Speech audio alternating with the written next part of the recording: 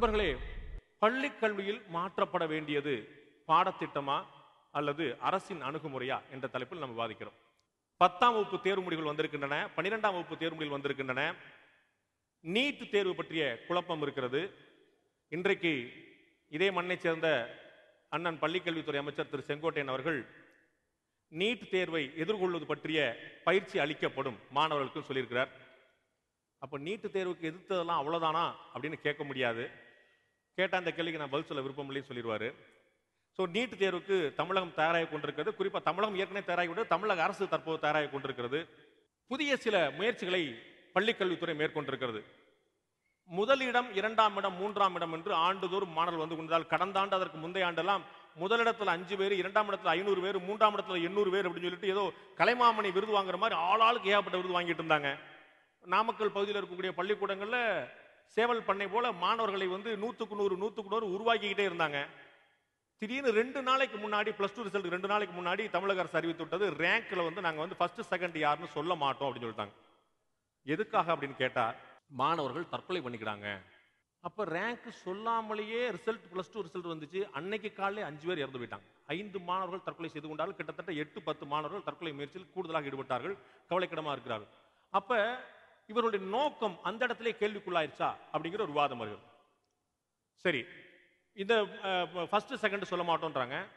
+1க்கு வந்து நாங்க வந்து பப்ளிக் எக்ஸாம் ஆக்க போறோம் சொல்லியிருக்காங்க. +1க்கு பப்ளிக் எக்ஸாம் ஆக்குறதுனா இப்படி ஏற்கனவே 10ஆம் வகுப்பு 12ஆம் வகுப்புன்னு 2 வருஷத்துல வந்து பெரிய பிரஷர்ல மன அழுத்தத்தில் இருக்காங்க.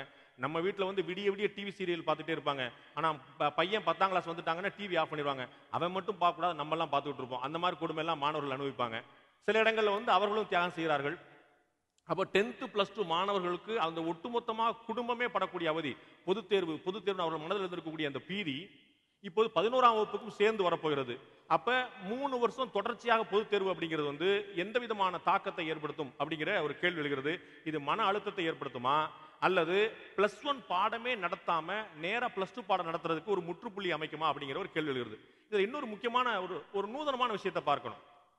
பள்ளிக்கல்வியில் மாற்றப்பட வேண்டியது பாடத்திட்டமா அரசின் அணுகுமுறையா அப்படின்னு கேள்வி எழுப்பினா, இங்கிருந்த விருந்தினர் பெருமக்கள், இருக்கக்கூடிய விருந்தினர் பெருமக்கள் உட்பட அத்தனையுமே கேட்டாங்க, பாடத்திட்டமே அரசின் அணுகுமுறை தானங்க, அரசின் அணுகுமுறை மாறினா பாடத்திட்டம் மாறிடும், பாடத்திட்டம் சரியில்லைன்னா அரசின் அணுகுமுறை மாறும், இது ரெண்டுமே ஒண்ணுக்கு தொடர்புடையதானே அப்படின்னு சொல்லி சொன்னாங்க. உண்மைதான், தொடர்புடையதான், மாற்று கருத்துல. இரண்டுக்கு மடியில் ஒரு சின்ன ஒரு நூலிலை வித்தியாசம் இருப்பதாக அறிகிறேன். பாடத்திட்டம் அப்படிங்கிறது எந்த மாதிரியான பாடத்திட்டம்?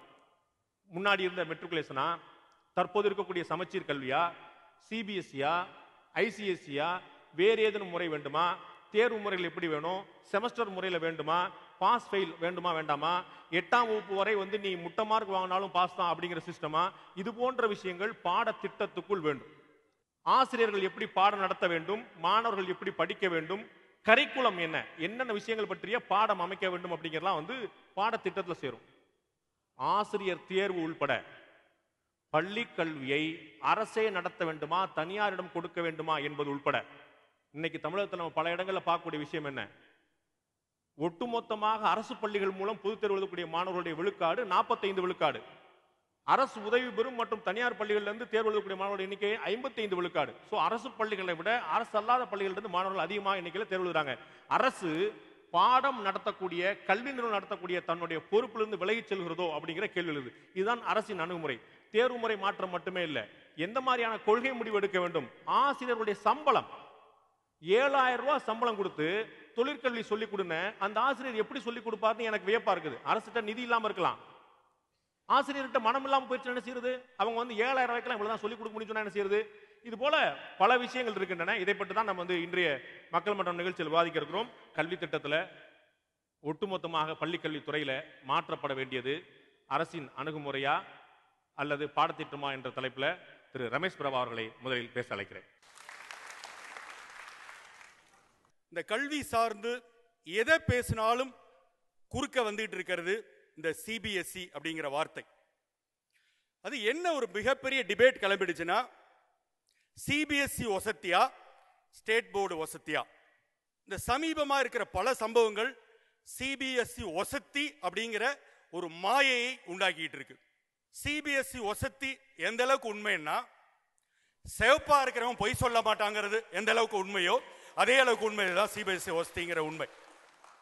ஏன்னு கேட்டீங்கன்னா, இன்னைக்கு உண்மையிலே இன்னொரு உடனடியா ஒரு விஷயத்தை சொல்லிடுவாங்க. சிபிஎஸ்சியில புரிஞ்சு படிக்கிறாங்க, ஸ்டேட் போர்ட்ல மனப்பாடம் பண்றாங்க. இதான் ஒரு உடனே குற்றச்சாட்டு. ஒரு விஷயம் சொல்லவா, மனப்பாடம்ங்கிறது எவ்வளவு பெரிய ஸ்கில் தெரியுமா? வாழ்க்கைக்கு தேவையான மிகப்பெரிய ஸ்கில் மனப்பாடம். உங்களுக்கு 1ஆம் வாய்ப்பாடுல இருந்து 16ஆம் வாய்ப்பாடு வரைக்கும் நீங்க படிப்பீங்க. 16ஆம் வாய்ப்பாடு வரைக்கும் புரிஞ்சு படிச்சிருவீங்க. ஆனா அதை மனப்பாடம் பண்ணலைன்னா வாழ்க்கை முழுக்க கணக்கு போடவே முடியாது. நீங்க அந்த மனப்பாடம்ங்கிறது ஒரு அருவருக்கத்தக்க விஷயமோ அது கேவலமோ இல்லை. அடுத்து இந்த சிபிஎஸ்சிங்கிற ஒரு விஷயத்தையே நம்ம எதுக்காக இன்னைக்கு ஒரு மத மாற்றம் பண்ணிக்கிட்டு இருக்கோம் அப்படின்னா, ஒன்னு ஐஐடிக்கு என்ட்ரன்ஸ் எக்ஸாம் எழுதுறதுக்கும், இன்னொன்னு நீட் எழுதுறதுக்கும். முதல்ல அந்த மாயவே உடைக்கணும். ஒட்டு மொத்தமா ஐஐடி சீட்டு 10,000, ஒட்டு மொத்தமா நீட் மூலமா வர சீட்டு 56,000. இந்த 66,000க்கு சிபிஎஸ்சிக்கு வான்னு சொல்றதை விட பின்னால என்ன 1 கோடி பேர் வேற எதையோ செஞ்சுட்டு இருக்கான். அப்ப அந்த 1 கோடி பேரை பார்க்கறதா இந்த 66,000 பேரத்துக்காக மொத்தத்தையும் எல்லாம் சிபிஎஸ்சிக்கு வாங்க, இல்ல சிபிஎஸ்சிக்கு மாறிடுவோம் அப்படின்னு சொல்றதா? முதல்ல அந்த தியரியே கொஞ்சம் கூட லாஜிக் இல்லாத ஒரு தியரி. ஒரே ஒரு விஷயம் என்னன்னு கேட்டீங்கன்னா, இன்றைக்கும் இந்த ஐஐடி ஜேஇ நுழைவுத் தேர்வையும் நீட்டு நுழைவுத் தேர்வையும் எதற்காக சிபிஎஸ்சி நடத்தணும்? அடிப்படை கேள்வி. ஏன் சிபிஎஸ்சி நடத்தணும்? ஒட்டுமொத்த நாட்டில் சிபிஎஸ்சியோட ஸ்ட்ரென்த் வெறும் 10 லட்சம் +2 ஸ்ட்ரென்த். தமிழ்நாடோட ஸ்டேட் போர்டு மட்டுமே 11 லட்சம், மகாராஷ்டிராவோட ஸ்டேட் போர்டு 16 லட்சம். இப்படியே கூட்டிட்டு போனீங்கன்னா இந்தியா முழுக்க 33 போர்டு இருக்கு. இந்த 33 போர்டு கூட்டினா 2 கோடி பேர் வருவா. இந்த 2 கோடி பேருக்காக ஒரு காமன் போர்டு நியமிச்சு அந்த எக்ஸாம் வைக்கிறதா? 10,000 பேர் படிக்கிற சிபிஎஸ்சி ஏன் சிலபஸ்ல மத்தவெல்லாம் தேர்வு எழுதுறதுன்னு சொல்றதா? என்ன நியாயம்? எதற்காக இதை செய்யணும்? இன்னைக்கும் பாருங்க, ஐஏஎஸ் ஐபிஎஸ் தேர்வுகளான சிவில் சர்வீசஸ் தேர்வுகள் இருக்கு. நம்மளுடைய டாக்டர் பாலகுரு சாமி சார் அதுல யூபிஎஸ்சி மெம்பரா இருந்தார். அப்ப ஒரு ஐஏஎஸ் ஐபிஎஸ் தேர்வுகளை ஐஏஎம் நடத்தல, ஐஐடி நடத்தல, யூபிஎஸ்சின்னு ஒரு தனி போர்டு தான் நடத்துது. அப்படி இருக்கும்போது இதற்கு ஒரு தனி போர்டு உருவாக்கி ஒட்டுமொத்த சிலபஸ் காமனான நடத்துறதா? எதற்காக சிபிஎஸ்சி தொட்டதுக்கெல்லாம் சிபிஎஸ்சி தன் சார்பாக ஒரு எக்ஸாம் நடத்திக்கிட்டு என்கிட்ட எல்லாரும் வாங்கடான்னு சொல்றதுங்கிறது கொஞ்சம் கூட ஒரு அடிப்படையில் லாஜிக் இல்லாத விஷயம். பாரதிய ஜனதா அரசோட சரியா இருக்குமோ? வேண்டாம், நீங்க ஏதாவது கிளப்பிடுவீங்க, அப்புறம் அங்க ஹெச் ராஜா கெட்ட கெட்ட வார்த்தையில் என்ன திட்டுவார். எதுக்கு இதெல்லாம் வேண்டாம். இன்னைக்கு இந்த என்ட்ரன்ஸ் டெஸ்டோட ஒரு விஷயத்தை அடிப்படையை சொல்லணும்னா, கண்ட்ரி முழுக்க இருக்கிற அத்தனை நுழைவுத் தேர்வுகளுக்குமாக நடக்கிற இந்த கோச்சிங் சென்டர் வியாபாரம்ங்கிறது 2000 கோடி ரூபாய் வியாபாரம். கோச்சிங் பிசினஸ் மட்டும், அது நீட்டுக்கா இருக்கட்டும், ஐஐடிக்கா இருக்கட்டும், இதுக்கான கோச்சிங் பிசினஸ் மட்டும் இன்னைக்கு 2000 கோடி ரூபாய் வியாபாரம். இதுல யார் பாதிக்கப்படுறா அப்படின்னு பாத்தீங்கன்னாக்க, முழுக்க முழுக்க கிராமப்புற மாணவர்களும் ஏழை மாணவர்களும் தான்.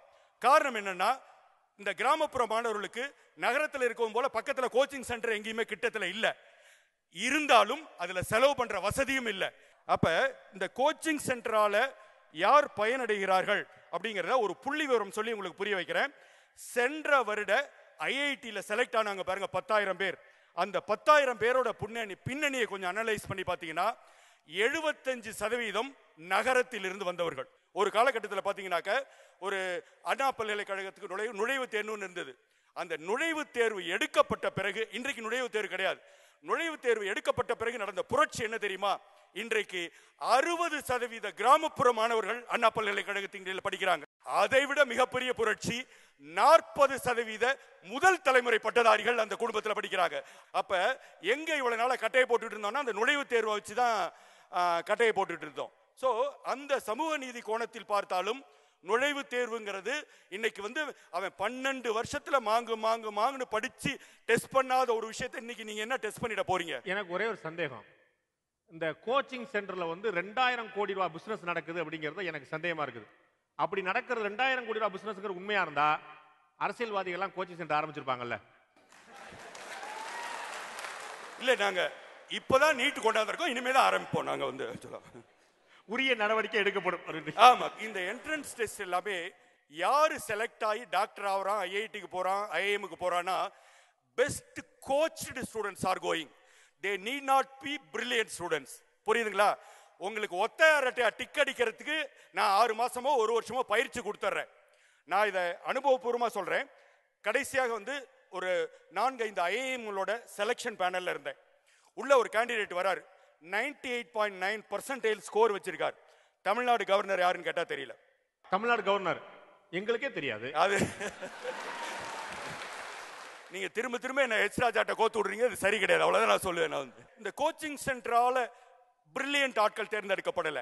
இந்த சிபிஎஸ்இ ஸ்டாண்டர்டுக்கு நம்ம ஆட்களை உசுப்பேத்திக்கிட்டே இருப்பாங்க. சிபிஎஸ்இ ஸ்டாண்டர்ட் என்ன, நீ இருக்க ஸ்டேட் போர்டுன்னு. இந்த உசுப்பேத்திக்கிட்டே இருக்கிறதுல ரெண்டு தப்பு நடக்குது.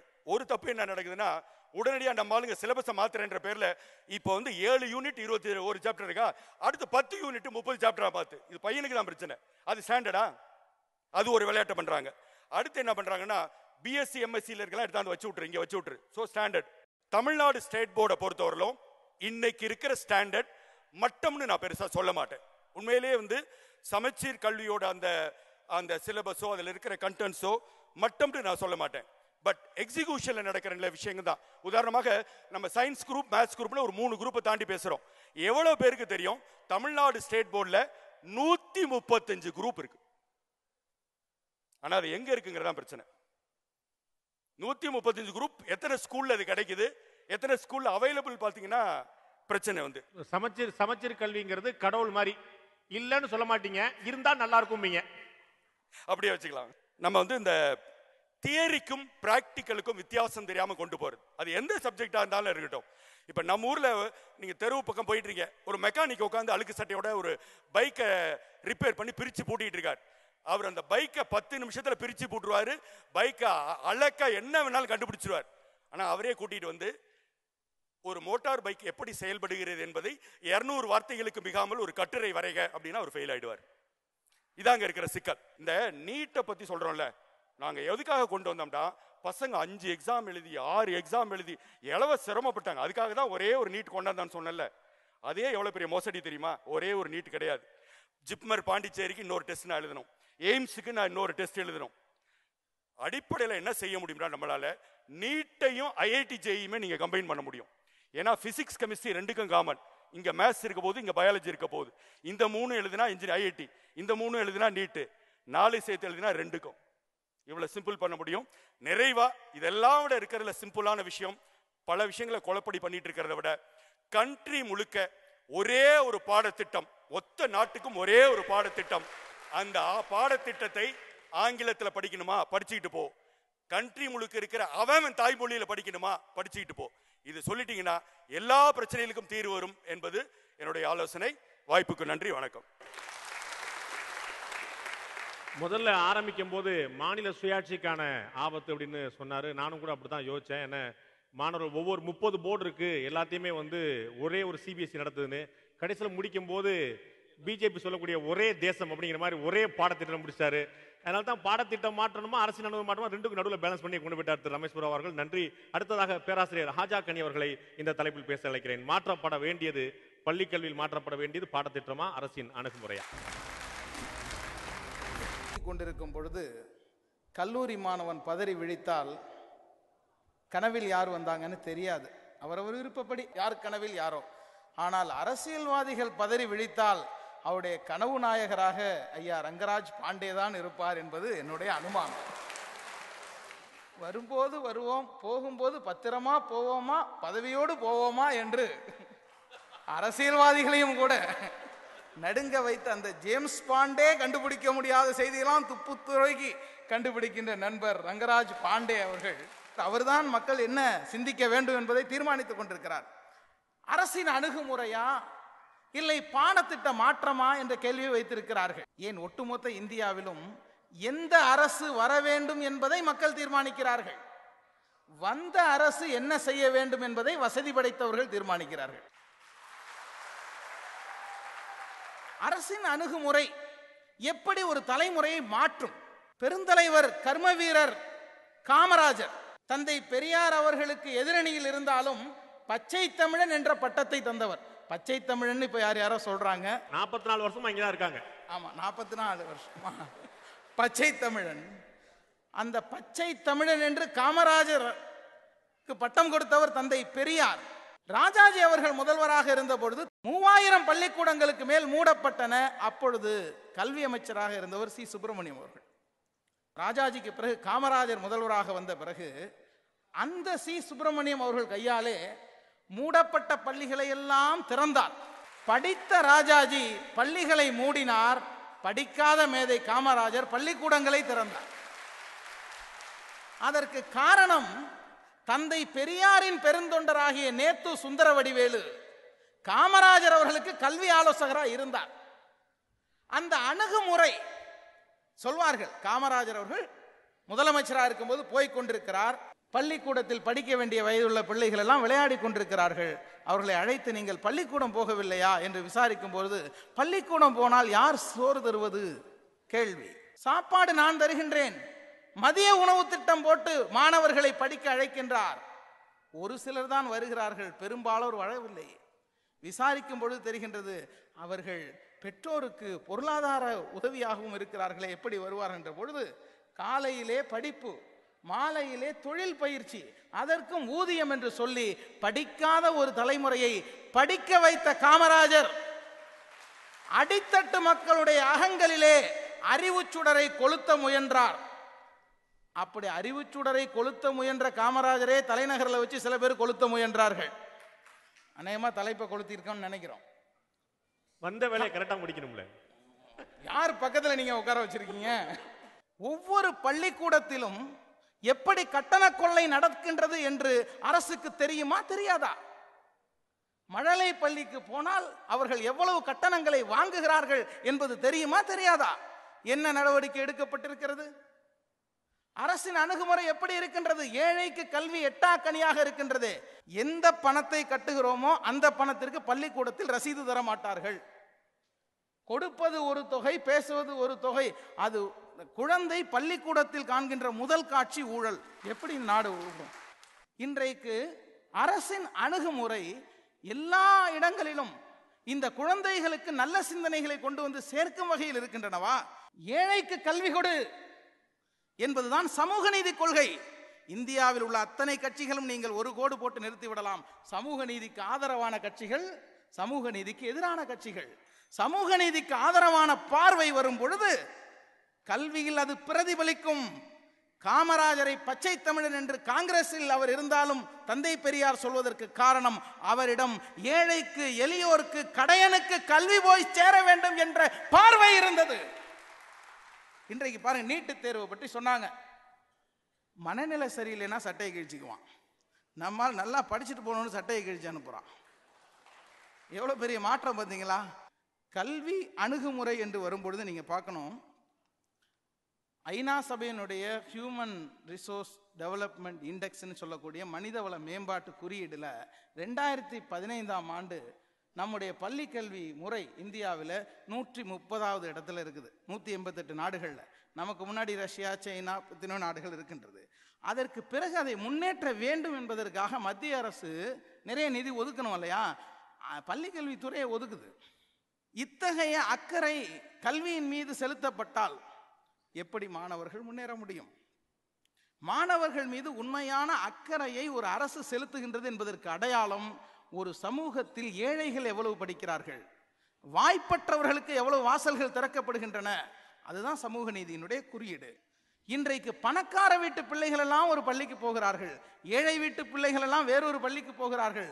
நீங்கள் கல்வித்துறையிலேயே ஒரு வர்ணாசிரமத்தை கொண்டு வந்து விட்டீர்கள் என்று சொன்னால் வருங்கால இந்தியாவில் எப்படி சமத்துவம் நிலவும்?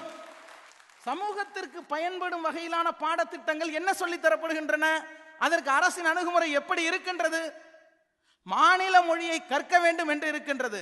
தமிழ் பேசுவதை தரக்குறைவான் நினைக்கக்கூடிய மனப்பான்மை உருவாக்கியவர்கள் யார்? கோத்தாரி கமிஷன் ஒன்று வந்தது. அதனுடைய அறிக்கையில் அற்புதமான வாசகம், எதிர்கால இந்தியா வகுப்பறையிலிருந்து உருவாக்கப்படுகின்றது என்று சொல்கிறான். வாட்டர்லூ போரிலே நெப்போலியனை வீழ்த்திய வெலிங்டன் சொன்னான், வாட்டர்லூ போரை நான் ஈட்டன் பள்ளியின் மைதானத்திலேயே வென்று விட்டேன். ஒரு லட்சியத்தை பள்ளிக்கூடம் அவன் மனதிலே விதைக்கின்றது. ஒரு ஆசிரியனுடைய செல்வாக்கு ஒருவனுக்கு வாழ்க்கை முழுவதும் இருந்து கொண்டே இருக்கின்றது. ஆனால் ஆசிரியர்கள் இன்றைக்கு அடிமைகளாய் ஆக்கப்பட்டு அவர்கள் உருவாக்கக்கூடிய மாணவர்களோ கொத்தடிமைகளாக ஆக்கப்படக்கூடிய கொடுமை இங்கே இருக்கின்றது. கடைசியாக ஒரு செய்தியை வைத்து நிறைவு செய்கின்றேன். கல்வி என்றால் என்ன என்று கேட்டால், கல்வி என்பது உன்னை அடிமையாக்க கூடாது, ஆளுமை திறன் உடையவனாக ஆக்க வேண்டும். ஆளுமை பண்பை கற்றுத்தராமல் அடிமைத்தனத்தை கற்றுத்தரும் வகையிலே பாட புத்தகங்களாலே குழந்தைகளுடைய முதுகை வளைத்து வினாக்குறியாக அவர்கள் முதுகை மட்டுமல்லாமல் எதிர்காலத்தை மாற்றக்கூடிய பாடத்திட்டங்கள் எல்லாம் மாற வேண்டும் என்று சொன்னால் அரசின் அணுகுமுறை சமூக நீதி கண்ணோட்டத்தோடு வர வேண்டும். அலெக்ஸ் ஹேலி என்று சொல்லி அற்புதமான ஒரு எழுத்தாளன், தி ரூட்ஸ் என்ற நாவலை எழுதியவன், அவன் சொல்வான், வரலாறு என்பது வெற்றி பெற்றவர்களால் எழுதப்படுகின்றது என்று. அதுபோல தேர்தலில் வெற்றி பெற்றவர்களால் தான் இந்த நாட்டினுடைய வரலாறு மாற்றி அமைக்கப்படுகின்றது. வரலாற்றை படைக்க தெரியாதவர்கள் எல்லாம் வரலாற்றை திரித்து எழுதுவதனுடைய விளைவு பள்ளி பாட திட்டங்களில் எவ்வளவு நஞ்சு புகுத்தப்பட்டிருக்கிறது என்ற இந்த புத்தகம் மீனாட்சி ஜெயின் அவர்கள் எழுதியிருக்கிறார்கள். வெள்ளக்காரன் கட்டின கல்லணை பாலங்கள் எல்லாம் இன்றைக்கு இருப்பது மாதிரி, ராஜராஜன் கட்டின கல்லணை தான் இன்றைக்கு உதவுறது மாதிரி, அன்றைக்கு இருந்த அந்த கல்வி அமைப்புகள் எல்லாம் இன்றைக்கு உதவி கொண்டிருக்கின்றன. அந்த பார்வை ஒரு அரசுக்கு வேண்டும் என்ற செய்தியை முன்வைத்து அந்த அணுகுமுறையால் மட்டும்தான் மாற்றி அமைக்க வேண்டும். காமராஜர் படிக்கவில்லை, ஆனால் அனைவரையும் படிக்க வைத்தார். படித்தவர்கள் சில பேர் வருகிறார்கள், அவர்கள் படிப்பின் கதவை அடைக்கிறார்கள். அந்த முறை மாற வேண்டும், அணுகுமுறை திரும்ப வேண்டும், திருந்த வேண்டும் என்ற செய்தியை சொல்லி இந்த நல்ல வாய்ப்புக்கு நன்றி கூறி விடைபெறுகின்றேன். நன்றி. தமிழகம் கல்வியில எப்படி இருக்குங்கிறதுக்கான ஒரே ஒரு உதாரணம், அது எந்த கட்சிக்கும் எந்த ஆட்சிக்கும் சார்ந்த விஷயம் அல்ல. இந்தியாவிலேயே இடைநிற்றல் குறைவாக இருக்கக்கூடிய மாநிலம், ஆகச்சிறந்த மாநிலம் தமிழகம். இந்தியாவிலேயே உயர்கல்விக்கு அதிக மாணவர்கள் செல்லக்கூடிய மாநிலம் தமிழகம். அப்படிப்பட்ட ஒரு அருமையான கல்வியை நோக்கிய பார்வை கொண்ட மக்களை கொண்ட மாநிலமாக தமிழகம் இருப்பது என்பது நமக்கு பெருமையான விஷயம். அடுத்ததாக திரு பிரின்ஸ் கஜேந்திர பாபு அவர்கள் இந்த தலைப்பு மாற்றப்பட வேண்டியது பாடத்திட்டமா அரசின் அணுகுமுறையா என்ற தலைப்பு.